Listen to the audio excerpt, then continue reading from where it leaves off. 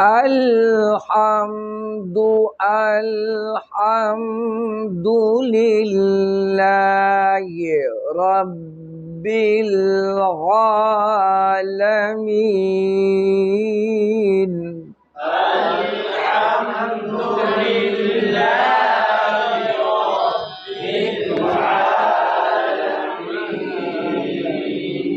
د تلفظ دوران کې دا را نږدې کوه دې ته خوله کولو شوله د زبر د وجه نه حمزه اقصای حلق د ماری اخر نه شوه لام توسط شو نیم الف مزل شو الحم میم د دوانو شونډو ده ادا کېږي خو مزل دی پکې نیم الف الحمدو دال باندې پیش چې شونډې به ګول شي لله کې به لام سره تړی نو دغلته به نیم الف مزل وکړي لیل او که دا مزل نه کوي نو بیا به ترې جوړېږي لله غلط شو الحمدو کې چې مزل نه کوي نو الحمدو غلط شو شدت صفت پکې راغی لیل نیم الف مزل لا مد اصلي راغی یو الف مزل رب با کې آواز بند شدت صفت با چې د لام سره تړی رب لام به نیم الف مزل وکړي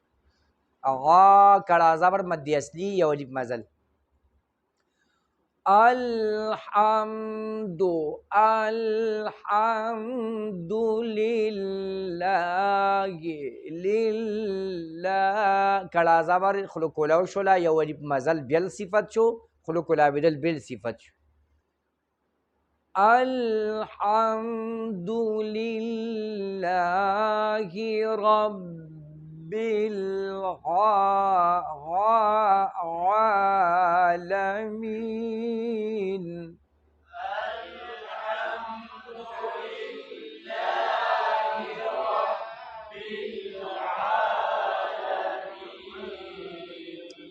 یو خو صفات چې یو مخرجي ادا شوله یو به د حرکات زبر زیر پیش په مجهول سس نه وایه الحمدلله رب العالمین دا د عجم قرآن د عربو په دغه کې وایو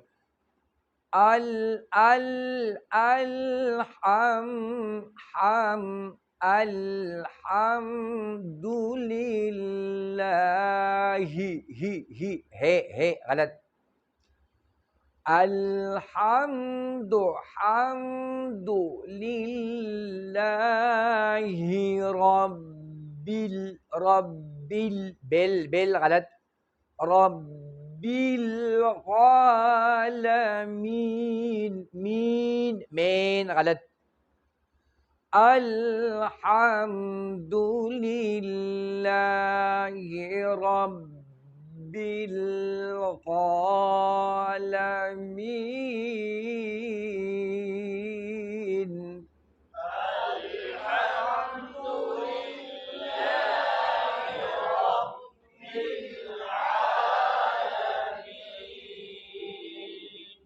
الحمد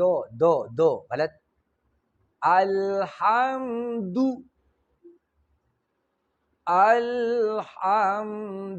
لله رب العالمين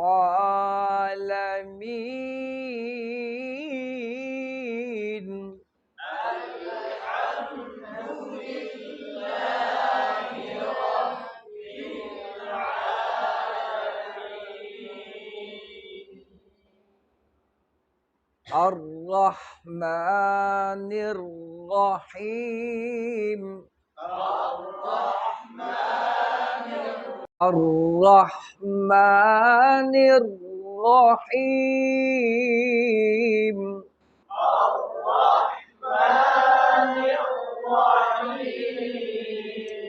ګوره را چې ده د ژبې څوکې نه دې ځای نه دې غاښونو ویښ سره وجنګېږي ورو سره دا را مخرج شو صفات پکې دلته یو صفت عارضه دی پکې دا ډکوالی او پنځه شپږ صفات پکې لازمه دي عارضه صفت پکې دا د پاسه پې زبر دی دا را غټه شو دا صفت عارضه دی دا ډکول غټو حروفو سره مشابه شوله یو دی را کې نیم الف مزل د توسط دا پکې بل صفت دی زر به نه وایې او ډیر وخت هم پکې نه اړوې که ډیر وخت پکې اړوې غلطه داسې شوه ار دا غلطه شوه او که بالکل پکې وخت نه تېروې شدت پر راشي الرحمن آواز بند شو نیم الف به آواز جاری وي دغه بل صفت شو بل صفت پکې د جهر د آواز ټقار کوي بل صفت پکې آواز یکدم په مخرج کې آواز ایسارېدل ډیر نه کوي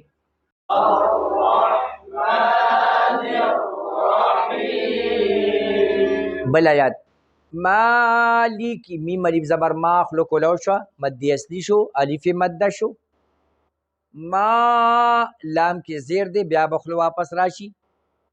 ورپسې کاف ته د کاف ادا ته معلومه ده د ژبې ویښ بره تالو سره دی خولې طرف ته دی سپک دی ډک نه دی او ټقاري سره آواز نه دی همس دی پکې مالک یوم الدین مالک یوم الدین سس اونشي کنه ګوره مجهول اونشي مالک لیکه غلط مالک